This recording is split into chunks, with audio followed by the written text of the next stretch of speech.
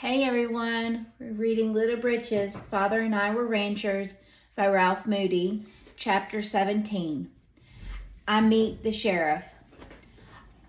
All during the time we were building the cellar and the corral, Grace and I had to do our schoolwork after supper.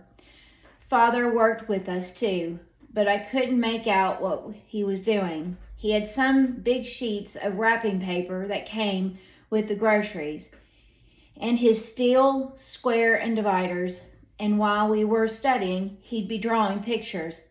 Once in a while, he'd ask Mother to figure out an arithmetic problem for him, and then he'd change his drawings all around.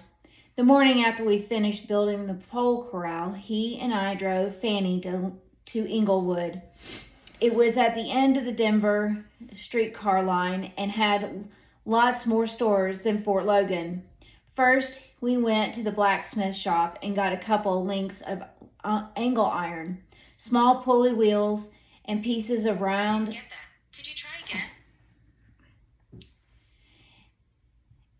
And pieces of round iron rod. Then, at the hardware store, we bought sheets of galvanized iron, 3 or 4 kinds of screen wire, some coarse and some fine, and lots of bolts, screws, and other things. There was so much that I knew it would cost a lot of money, and I asked Father what we'd have if we'd have any left. He took out his long leather pouch and showed me that there was quite a little silver and some bills in it. Then he said that part of it was mine and asked me if there was something I wanted to buy. I told him I wished I had a steel trap, so we went over to the corner where the guns and traps were, and he helped me pick out one the right size for prairie dogs and skunks. I was wondering what we were going to do with all the hardware and iron, and after we started for home, Father told me we were going to build a winnower. He said it would cost too much to have a big machine come to thresh our peas and beans. But we'd have plenty of time during the winter to do it with hand flails and winnower. After we got home, he spread a roll of brown paper out on the bunkhouse floor, got his drawings, and began cutting patterns the way Mother did for making clothes. Father didn't need me to help him, so I went out to set my new trap. Before I left, he told me I had to set it quite a ways from the buildings, so King or one of the cats wouldn't get into it, and then I'd have to stay away from it if I expected to catch anything. I took it clear over beyond the railroad tracks and set it near a prairie dog village. I knew they'd like peas, so I sprinkled dry grass over it till it was almost hidden, then put a little handful of peas right about above the trigger plate. After it was all set, I went back to the bunkhouse and watched Father cut patterns for a while, but I kept asking him if he didn't think it was about time I brought in the cows.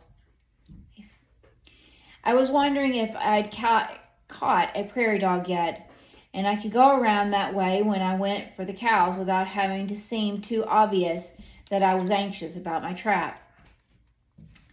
Father didn't let me go for them till sunset.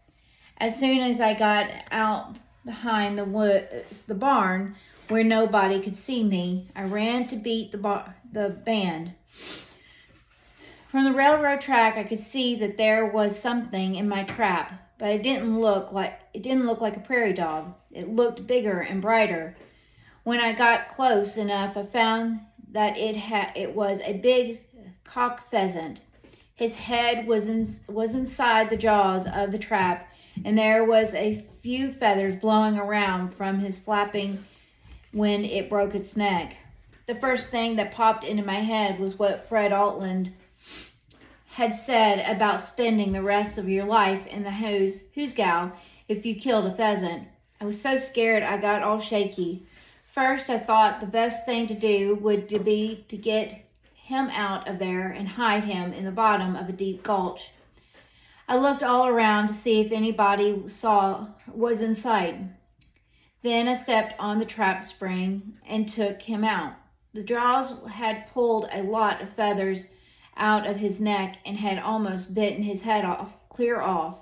So if I hid him in a gulch and somebody found him, they'd know just what had happened.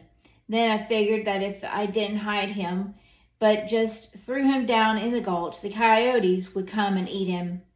It wasn't very dark yet, and I was afraid somebody might see me if I just lugged him away across the prairie. So I took off my coat and wrapped him up in it. After gathering up all the loose feathers, I started for the gulch.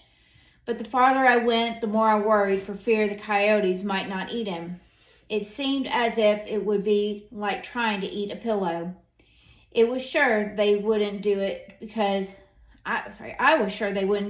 they'd get their mouths all full of feathers. Then I thought if I picked him, they'd be sure to eat him, and I could let the wind blow the feathers away so nobody could ever tell I'd had anything to do with it. By that time, I had reached the edge of the gulch and slid down over the bank to start picking. It was getting pretty dark, but when I wrapped him, I could see what a mess I was in.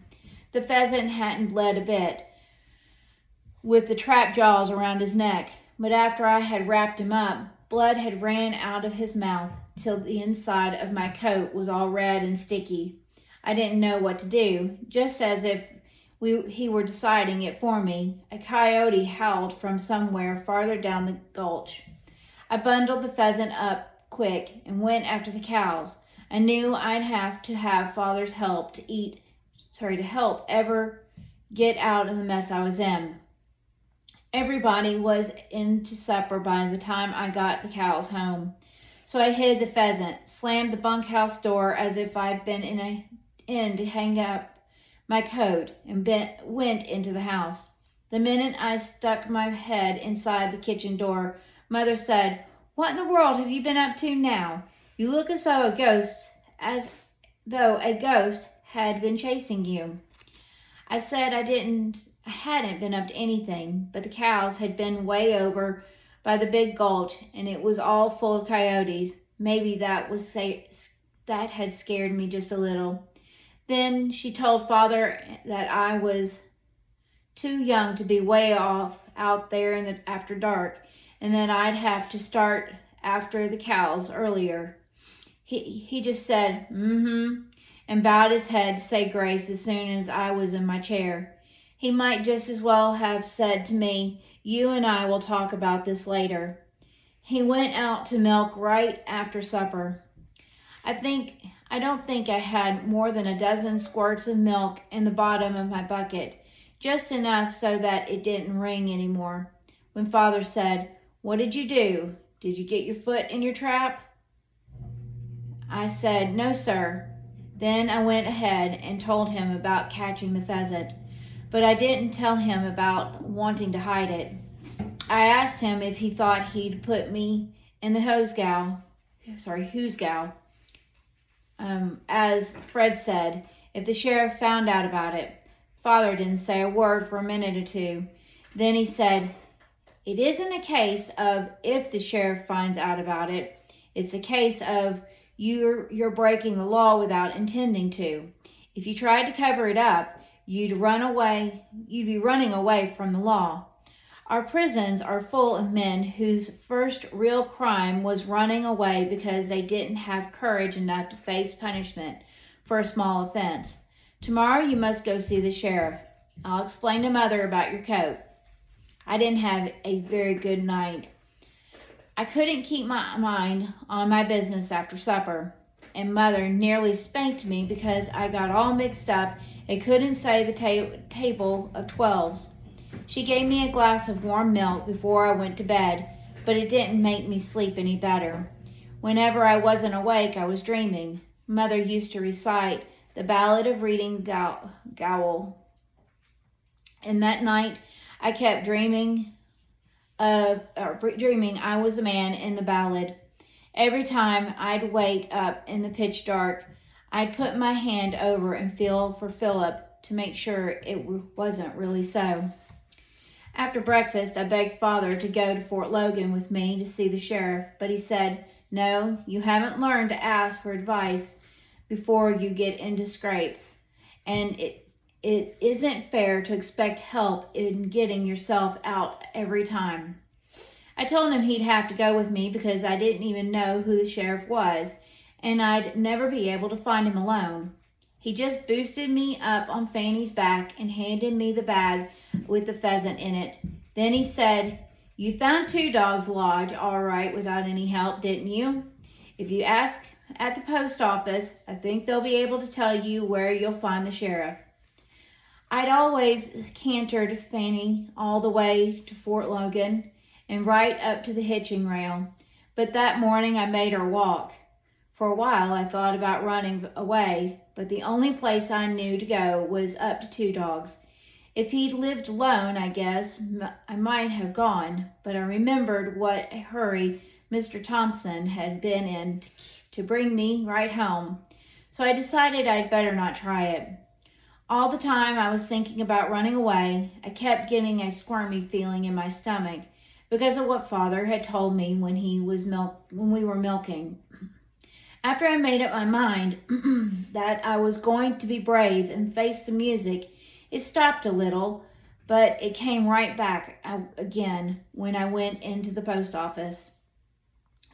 The lady behind the window told me I'd find the sheriff over at the Last Chance Saloon, just outside the gates of the fort. At first, I thought that would give me a good enough reason to go home without seeing him, because I knew that Mother thought of what Mother thought of saloons, and of course she wouldn't want me to go into one. So I climbed back on Fanny and started down the street toward the Morrison wagon road. I knew Mother would say I had done just the right thing, but I tried not even to think about what Father might say. I couldn't help it though, and I wasn't a bit sure he wouldn't say it was running away from the law and tearing boards off my character house.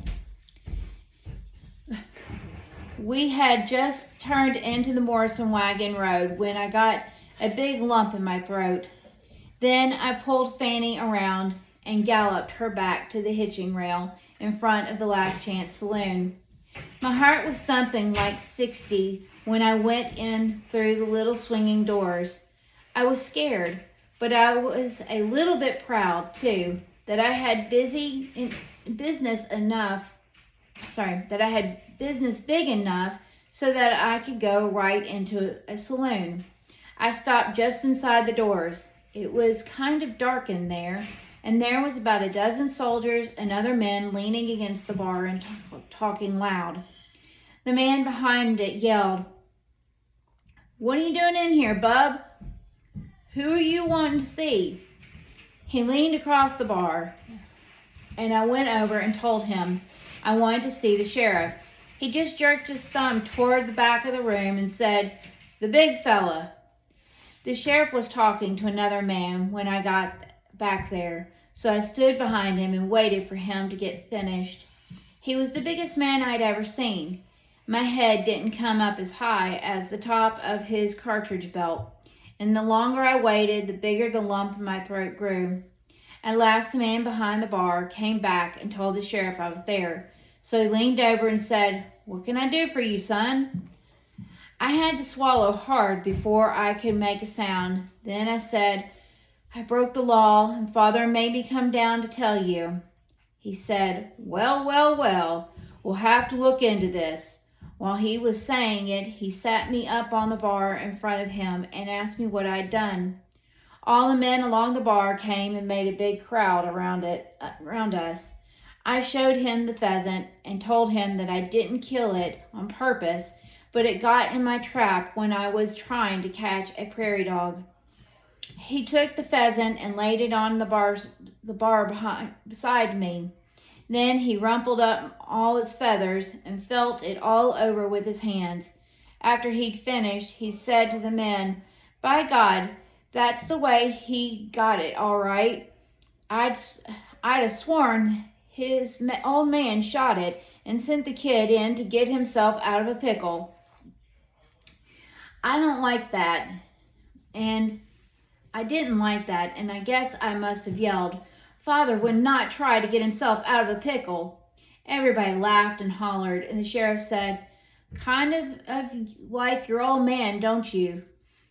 What makes you think he wouldn't try to get out of a scrape?" I told him then what Father had said about our prisons being full of men who ran away from the law, but that time nobody laughed. The sheriff put the pheasant back in the bag and handed it to me. He said the law was that you couldn't shoot a pheasant, but he didn't remember anything in it against catching one in a steel trap, so I'd better take it home for Mother to roast. Then he asked me if I'd like a drink. I told him I liked brandy with sugar and water in it, but Mother would only give it to me when I got blue from the cold. All the men laughed some more, and one soldier yelled, "Set the kid up a shot of brandy, Tom." But the sheriff shook his head and told the barman to make it birch beer. At first, I didn't know if Mother would want me to drink it, but the sheriff said it was all right. It was, too. Picture there.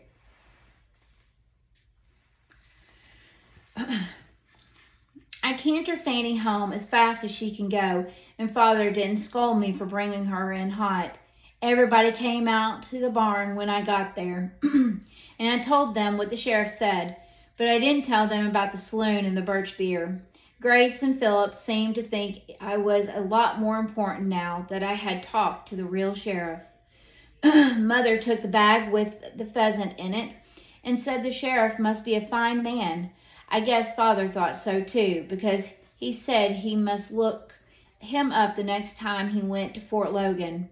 I pretty nearly told Father where to find him, but I caught myself just in time. That night when we were milking, he told me it had been a day I should remember.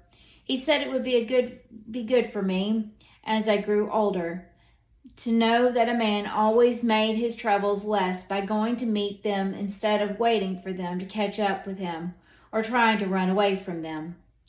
The next morning, Fred Altland came for Father right after he finished breakfast.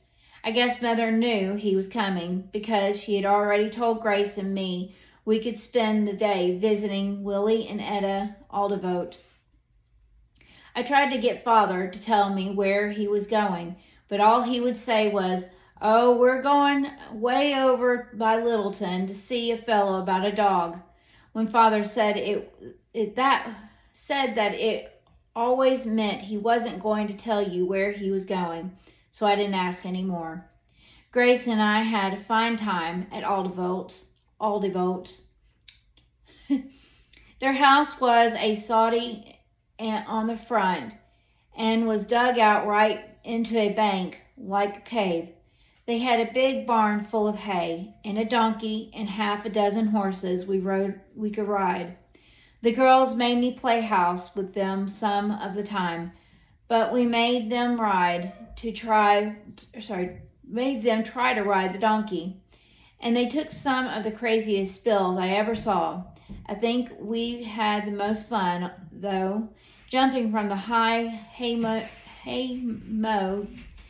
down onto a pile of straw on the barn floor. It must have been 30 feet. Father and Fred got home just a little while after we did. They were leading a beauty of a bay horse. She wasn't quite as big as Fred's new one, but he had a lot more ginger. I guess we youngsters and Mother frightened him when we all ran out to look. But anyway, he started bucking and pitching like old Harry just as they were coming into the dooryard. If he hadn't had a half-inch rope around his neck, as well as having a halter on, I think he would have broken away. They had quite a time putting him into the corral without getting kicked, and as soon as they let him loose, he went racing around and around the fence, kicking his heels higher than the top rail. Mother was all flustered about how dangerous the new horse was and made us children stay in the house till supper time. While we were eating, Father began telling what fine horses there were at the auction. But Mother asked, "Did they have any nice gentle horses, Charlie? I'm afraid one of these bad ones is going to hurt you." Father grinned and said, "He isn't a bad one, Mame. He's a good one of the best I ever saw. But he's just a 3-year-old, right in off the range, and he's never had a man's hand on him until today." It looked for a minute as if Mother were going to cry. "I don't care if he's 3 or 30, he's bad all the way through. And he wouldn't have thrashed around and fought the way he did. I don't see why you didn't buy a nice gentle horse. You can't tell what will happen to Ralph with that kind of horse around the place." Father got up and went around behind Mother's chair. He put both hands on her cheeks and patted them. Then he said, "Son, I want you to make me a promise that you won't get near the new horse or into the corral while he's in there, until I say you may." My mouth was full, but as soon as I could swallow, I said, "I promise, Father." I could have bought a gentle horse, Mame. There were some not much better than Nig that brought $75. That's what this one cost, and that's all we planned we could spend. Well-broken young horses, as good as he is, were bringing 125 or more. I picked him out before they ever put a rope on him, and there's nothing vicious about him. He's simply crazed with fear right now. I'll be very careful in breaking him." Mother reached up and patted his hand against her face. "You will be awfully careful, won't you, Charlie?" was all she said. Father was real good about making people believe what he said.